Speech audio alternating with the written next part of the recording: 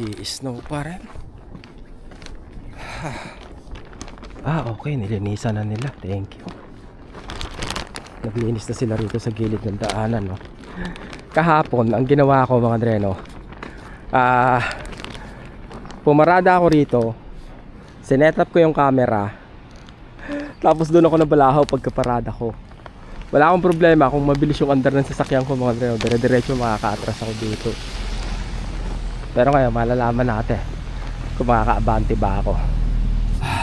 Tingnan natin kung isang one go kaya. Okay. Hindi.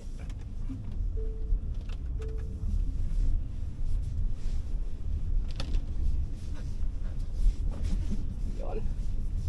Dumudulas-dulas pero nakaraos mga dreno. Mamaya na naman pagbalik. Yan naman ang problema. Ganun-ganun ako. Pero okay lang yan. May raraos yan mga dreno. Walang hindi nagagawa ng paraan. Kung kailangan ko magpala palagi, palahin yung daanan namin, gagawin ko. Siyempre, wala naman ako ibang choice di ba? Oy, ano nga pala mga dre, good morning sa inyo. Alas 9 ng umaga, part time. May sakit tayo pero part time pa rin mga dre, no? Kailangan magbayad ng bills.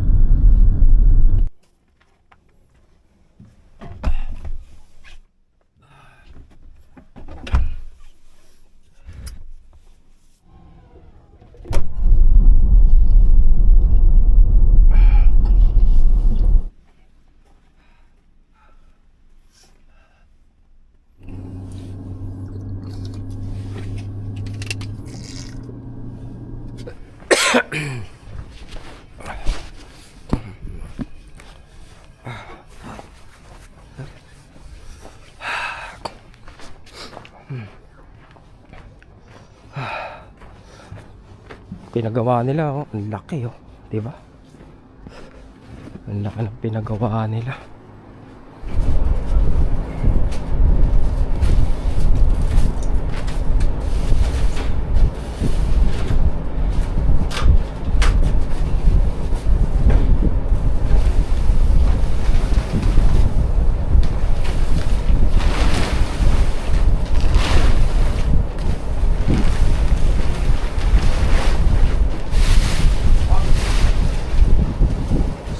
Leave it inside the apartment.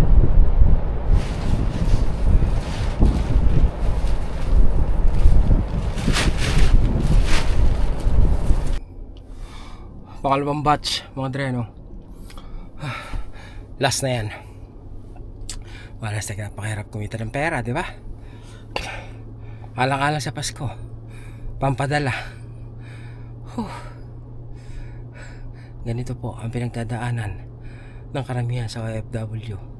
Kahit nasa ang sulok ng mundo, kahit may sakit, magtatrabaho para lang makapagpadala sa Pilipinas, no?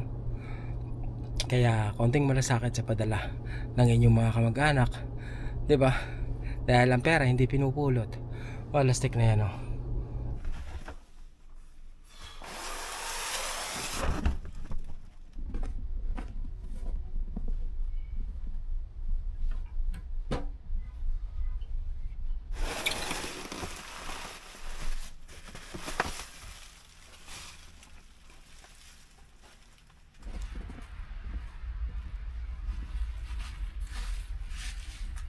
That's it.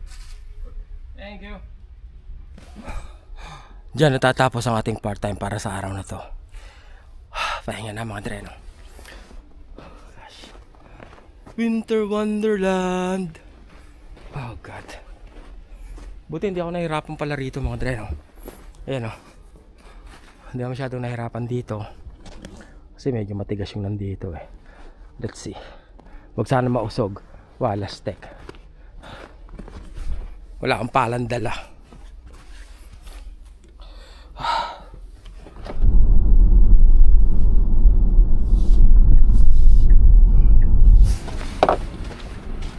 Okay. Meron ba nanguhuli ngayon dito? Hindi tayo sa Banhorn mga dre, no? Tingnan lang natin kung may nanghuli sa parking. Wala. Kasi iwanan ko yung sasakyan dyan. Dahil sa ano sana ako kakain, sa Morena. Gusto ko nung sinigang na baka mga dreno. Kaya lang walang parking doon. Iwanan ko na lang yung sasakyan dito sa may tapat ng Tim Hortons. Tapos doon ako kakain sa Palengke. Didididin.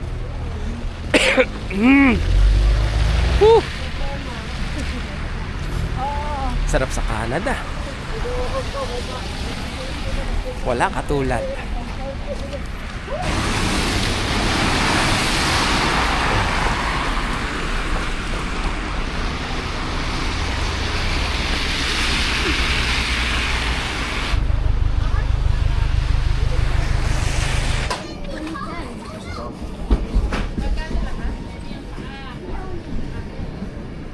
Ako po, ano kaya kakainin, diba?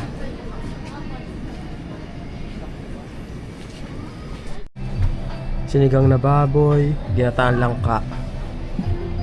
Tagal ko na hindi kumakain ng kanin, mga dre, siguro mga ano na, 2 buwan na.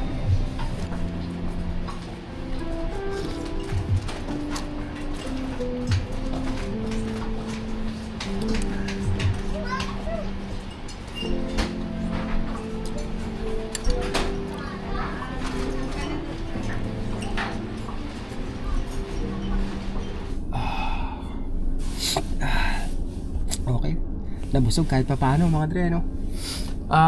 Paano ba? Dapat sa Morena nga ako. Kaya lang, medyo matagal kasi doon mga dre, no? Niluluto pa nila bagong luto. Yung mga pagkain na inihaay nila. Dito sa Palengke, ang style dito mga dre, karinderya. So, turo-turo, luto na. Kaya dito na ako kumain sa Palengke para mas mabilis. Yung nga lang, medyo may kamahalan na rin, no? 2 ulam, 1 kanin, 1 tubig. $16.99. Mahal. Ubus agad yung part-time ko, di ba? Doon lang napunta. Wala, stick na yan. Kaya dapat nagluluto eh.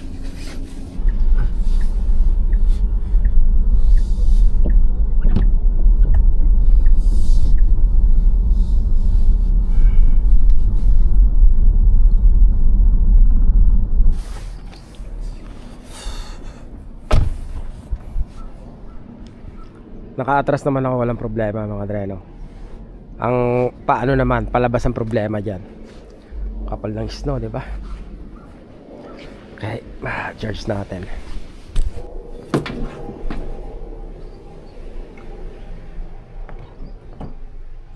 So, binibenta ko na tong ating Tesla charger mga dreno. Yeah, I think so.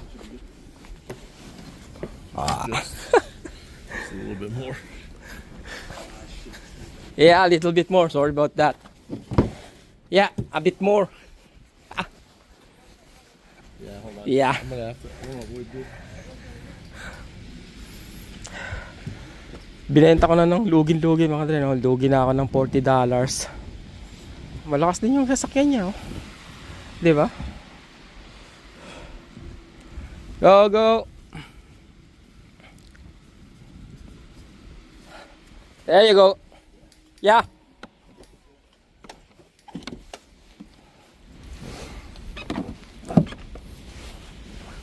So you haven't really used it though.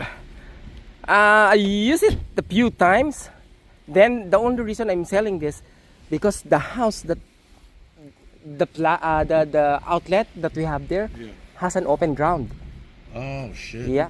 So if it works like this, it should be okay. Yeah.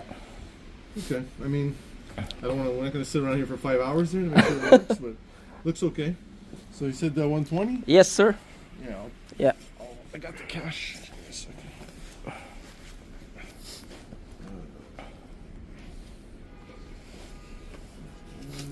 1, 2, 3, 4, 5, 6. Here you are. 2, 4, 6. There you go. Perfect. Yeah. I appreciate it, man. Thank you so much. Thank you. Nice Nice doing business with you. Yeah. Good luck with your. Bakit siya? Walang kahirap-hirap mga dre. Kung bihira yan, oh. Sabi niya okay naman daw ngayong winter. Ang problema lang, is yung battery lang talaga. Battery sucks mga dreno pag winter. But anyway, meron na tayong 120. Nalugi tayo ng konti pero okay lang. At least na-dispose na natin.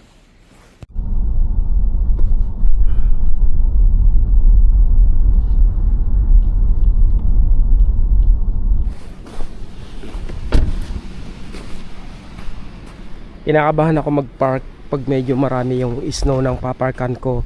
Kasi minsan wala akong problema, nakakapasok ako. Ang masama paglabas ko, doon ako nahihirapan. Wala pa naman akong pala. Nakakailang paalala na ako sa sarili ko, kailangan ko ng pala, pero hindi naman ako nakakabili. Kaya mahirap po. Naku po, saan makadaan ako mamaya makadaan.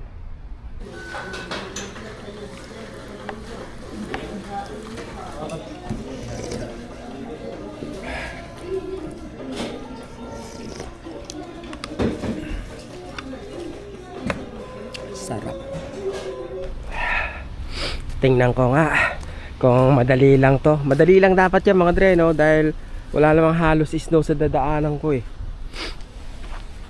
Kahapon yung bumili ng anong tawag dito, yung bumili ng charger mga dre, no? Ano yung sa kanya Model 3, mas mababa yung kung tutuusin. Pero sinimplihan niya lang yung ano, yung pagpasok dun sa grahe kung maraming snow. Kaya nga sabi niya okay naman daw sa ano eh. Okay lang pag winter, walang problema masyado sa snow. Yung battery ang problema. Madali daw malobat. Atras muna tayo. Siyempre mas malakas to mga dre no, pag paatras kasi rear wheel drive to eh. Pag babante. Okay. Iyon. Dali.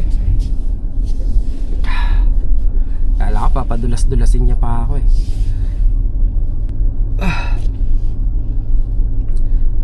Lamig kasi, nakakainis. Ngayon kita nyo yung daan, di ba? Putik-putik. Kahapon ang ganda ng bagsak ng snow eh. Pero ngayon ano, hindi na nakakatuwa eh. Kasi ang dumi ng kalsada eh. Hirap mga tao, hirap mga sasakyan. Pero kasama yan mga dre, no? Kasama yan sa kontrata dito sa Canada eh.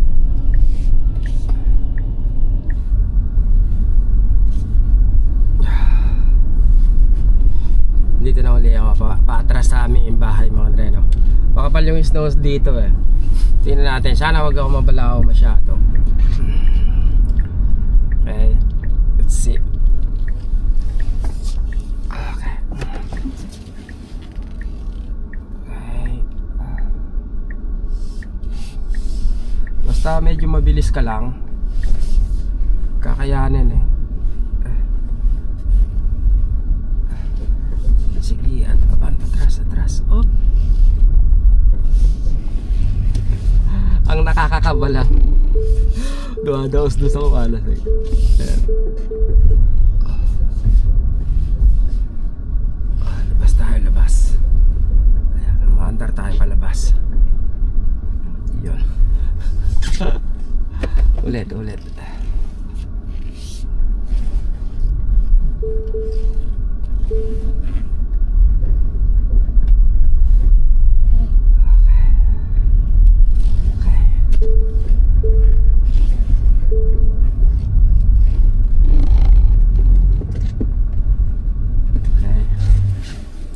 Siguro to.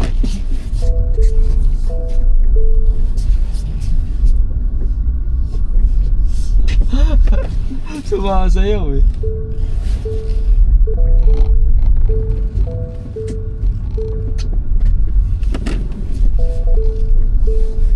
That's it. Oh, tama na. Okay na yan.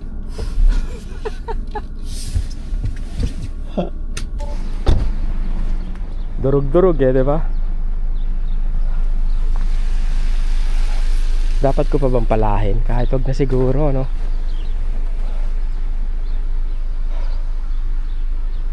Hindi, okay na yan. Kawawa naman yung sasakyan eh, no? Ubod ng dumi.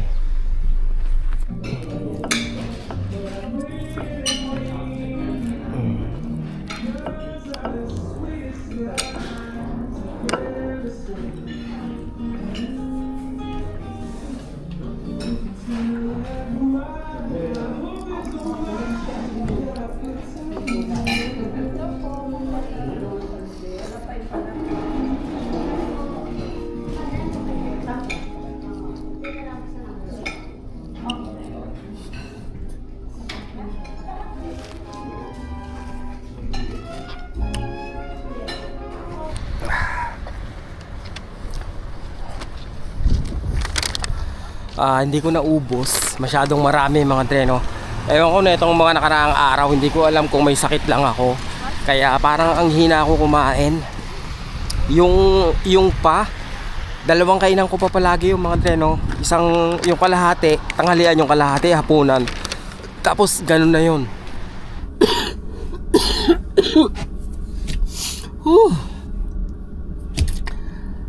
May sakit pa rin ako mga dreno. Aalis na ako bukas pero hanggang ngayon masama pa rin yung pakiramdam ko. Hindi pa rin nawawala yung ubo ko.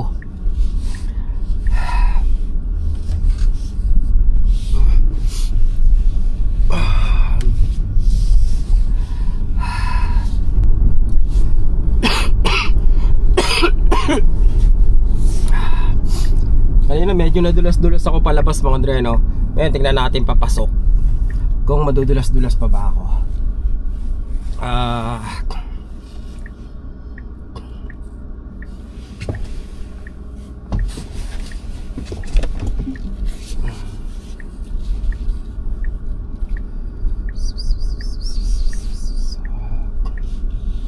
Kailangan medyo mabilis pag pag aandar pag sa ganito mga dreno. Pag mabagal, doon ako nababalahaw pero ngayon wala akong problema. Ngayon kahit pa paano mga dreno, kahit pa paano umaandar na ako dito kahit ma-snow siya. So ang nakita ko lang pagkakamali ko siguro mga dreno, na sabi ko siguro in a way dinadrive ko to sa paraan kung paano ko i-drive yung CRB dati kahit maraming snow. Kasi dati mga dreno, kahit makapal yung snow rito, wala akong pakialam kumbaga alam ko naka all wheel drive ako kaya ang lakas ng loob ko, atras ako, walang pala-pala mga dreno, wala akong problema kumbaga wala, basta alam mo yun, tapa ka lang si linyador ayun na okay na, walang problema dahil nga all wheel drive Ngayon ganun yung ginagawa ko dito. Siguro isang bagay pa minsan, kumbaga katulad nung nakaraan na ako mga dreno, parang nabalahaw ako kasi yung sistema ko nga nun, itinabi ko yung itong Tesla, tinabi ko sa gilid, may mga snow, tsaka ako sinet yung camera. Ngayon nung aalis na ako doon sa mga snow, doon ako nahirapan. So yun yung isang bagay na hindi problema nung all-wheel drive na CRB, na kumbaga kahit saan nakaparada yung sasakyan ko, kahit ma-snow, kahit wala, hindi problema sa akin yung pag-andar mga dreno, kasi nga lahat ng gulong gumagana. Iba na pala to mga dreno. Siguro isa yun sa kamalian ko. Ngayon kahit pa paano medyo nagagamay-gamay ko na mga dreno. At tama po yung mga nagko-comment na ang problema talaga is hindi ako naka-dual motor. Hindi ako naka-dual motor mga dreno kasi hindi ako naka-dual motor kasi mahal po yun. Kumbaga sabi ko sapat na raw yung etong rear wheel drive, kaya eto na yung kinuha ko mga dreno. Ngayon kumbaga nagsisisi ba ako?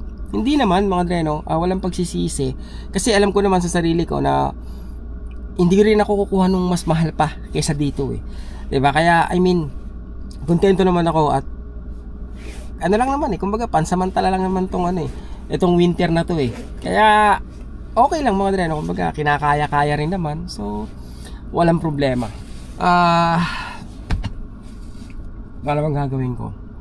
So yun nga mga dreno, aalis na pala ako bukas, papunta sa bakasyon ko. Itong sasakyan iiwanan ko to mga dreno dun sa apartment na pinagtatrabahuhan ko. Pinagpaalam ko na sa may-ari, sabi ko iiwanan ko to ng isang linggo kasi baka mag-snowstorm, matabunan tong sasakyan mga dreno. So doon ko na lang muna ilalagay. Hopefully umayos yung pakiramdam ko kahit konti pa, kasi hanggang ngayon mga dre, madalas pa rin akong ubuhin nakakahiya kasi aeroplano ako, diba? Ubo ako ng ubo, baka pababain pa ako, alas ko. But anyway, yun lang naman mga dre, no? Wala diba? Ito lang yung kinain ng budget natin mga dre, no? Sabi nga ni Mike subukan ko daw yung yung may stud na ano ba yan? Stud ba yun? Yung sa gulong may mga may mga bakal-bakal mga dreno para mas maganda yung kapit. Yung ganon. Pero ngayon so far, okay naman mga dreno. Kahit pa paano. Ano lang talaga, siguro ang may problema rin is ako bilang driver. Kasi nga, hindi ko pa kabisado mga dreno. Hindi ko pa alam yung style ng pagdadrive. Ito yung kumbaga, unang sasakyan na rear wheel drive na nahawakan ko mga dreno. Unang sasakyan.